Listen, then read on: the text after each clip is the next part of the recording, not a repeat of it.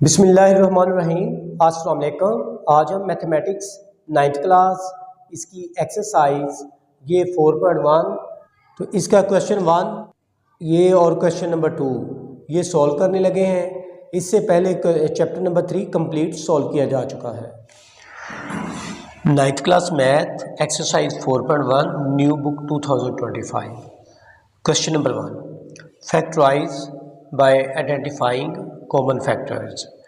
तो क्वेश्चन 1 की जो स्टेटमेंट है इसमें यह कहा गया है कि इन वैल्यूज़ को आपने फैक्टराइज करना है कॉमन फैक्टर लेते हुए, कॉमन फैक्टर्स की पहचान करते हुए। तो ये जो वैल्यूज़ आपके पास है 6 + 12, तो 6 की प्राइम फैक्टराइजेशन करें। तो ये 2 के टेबल पे है, तो ये लिखे 3 2 टाइम्स 6, 3 1 टाइम 3। इसी तरह से 12 की भी करें, तो ये लिख लें 6 2 टाइम्स 12 पे 2 पे, 3 2 टाइम्स 6, तो ये 3 पे करेंगे तो 1। जब तक 1 नहीं आ जाता तब तक ये अमल जारी रखते हैं। तो ये इसके 2 3, तो ये लिख लें 2 × 3 × ये x, आगे ये प्लस का साइन लगा लें। 12 के ये लिखे 2 × 2 × 3। तो इनमें जो कॉमन फैक्टर्स हैं वो ये है 2 2 और ये 3 3। तो इनको आपने बाहर लिख लेना ब्रैकेट से, मतलब ये कॉमन फैक्टर है 2 × 3। बाकी जो रह जाएंगे ये x + 2 अकेला, और 2 × 3 हमने फाइंड आउट किया हुआ है बाहर। तो ये देखिए 2 × 3 6 होता है, 6 × x + 2, ये इसका रिक्वायर्ड आंसर है। क्वेश्चन नंबर 1 का सेकंड पार्ट 15y² + 20y, इसकी भी हमने फैक्टराइजेशन करनी है। तो 15 का आप लिखें 5 3 टाइम्स 15, 5 1 टाइम 5, तो ये बन जाएगा 3 × 5। y² है तो ये 2 दफ़ा लिखेंगे, प्लस 20 के भी फैक्टर्स लिखें, ये 2 पे डिवाइड होता है, तो ये लिखें 10 2 टाइम्स 20, 5 2 टाइम्स 10, 5 1 टाइम 5। तो ये वैल्यूज़ होंगी आपके पास 2 × 2 × 5 × y। कॉमन फैक्टर्स जो हैं आपके पास वो 5y, और बाकी नहीं है तो जो कॉमन है वो बाहर लिख लें। तो ये लिखें 5y, बाकी क्या रहेगा 3 × y, 3y प्लस, तो ये 2 × 2 4। तो ये इसकी फैक्टराइजेशन है bye identifying common factors, required answer. Question number 1 part number 3, values है -12x² - 3x, तो इनको सॉल्व करते हैं। लिखें -12x² -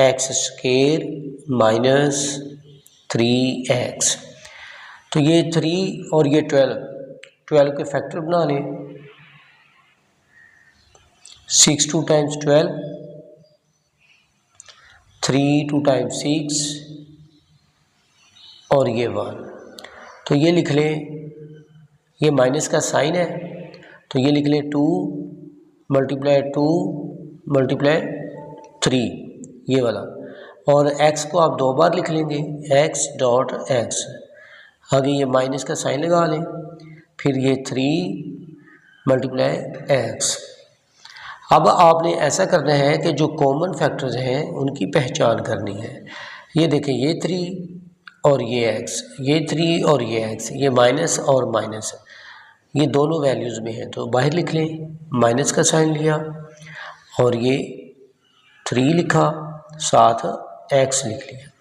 चूँकि हमने बाहर लिख लिया माइनस है तो ये माइनस ख़त्म हो जाएगा अब, तो 2 × 2 4 आ जाएगा और ये एक x आ जाएगा, क्योंकि x पावर 2 था ना तो एक सा बाहर लिखा हुआ है, तो ये माइनस कॉमन लिया तो यहाँ पे प्लस हो जाएगा।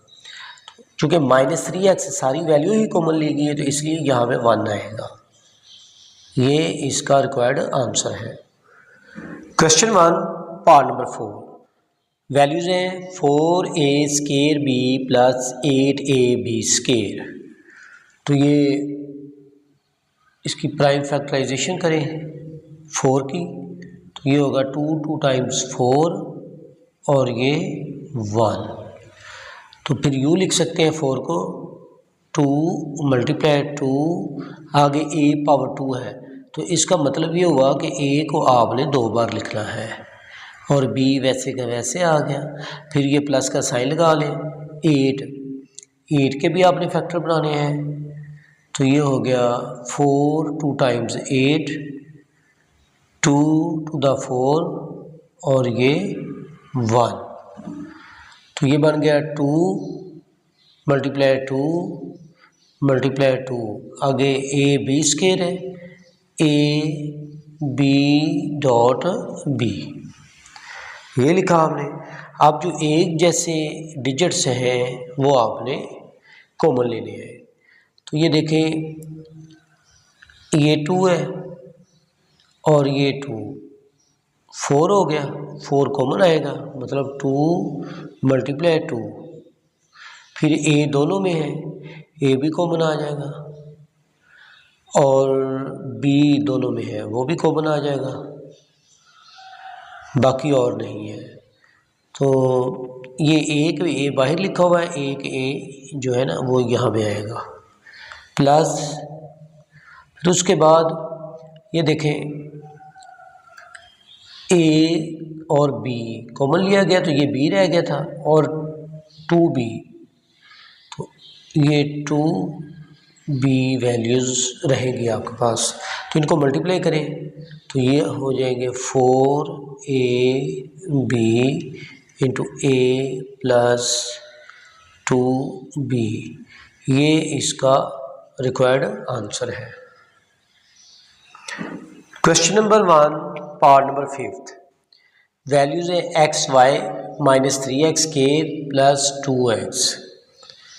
तो ये लिखें x × y माइनस ये 3 × x, चूँकि x पावर 2 है ना इसलिए इसको 2 टाइम्स लिखा है, प्लस ये 2 × x।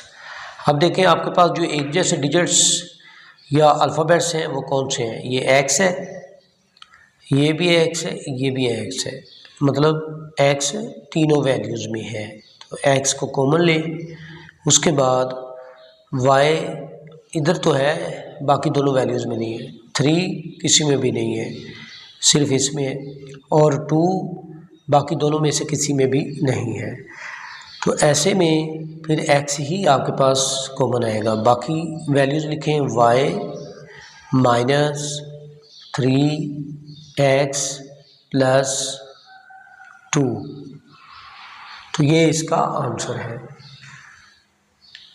Question number 1 part number 6 जो कि इसका लास्ट पार्ट है, वैल्यूज़ हैं 3a² b - 9ab² + 15ab। तो ये लिखें 3a × a b माइनस 9 होता है 3 × 3 के इक्वल, तो ये लिख लें 3 × 3 ab², इसको 2 बार लिख लें क्योंकि b पावर 2 है, प्लस ये वाला 15 होता है 3 × 5 मल्टीप्लाई a × b। अब आपने देखना ही है तीनों में सेम वैल्यूज़ कौन सी हैं, 3 3 3, तो ये 3 लिख लें, फिर उसके बाद a इसको अंडरलाइन कर लें ताकि आपको पता रहे कि ये मैंने वैल्यू बाहर लिखी है, और ये 3 3 हम तो पहले ही लिख चुके हैं, ये तो ये उसके बाद बी इधर भी है, ये भी है और ये भी है, तो ये बी को भी आप बाहर लिख लें। बाकी जो और तो कोई वैल्यूज़ नहीं है, जो रह गई हैं वो ये है आपके पास ए,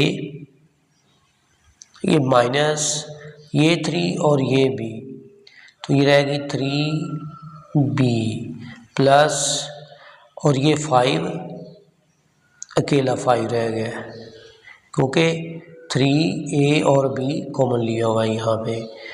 तो इस तरह से ये इसकी जो आंसर है 3ab into a minus 3b plus 5। Exercise 4.1 question number 2 factorise. तो पार्ट 1 है 5x प्लस 15।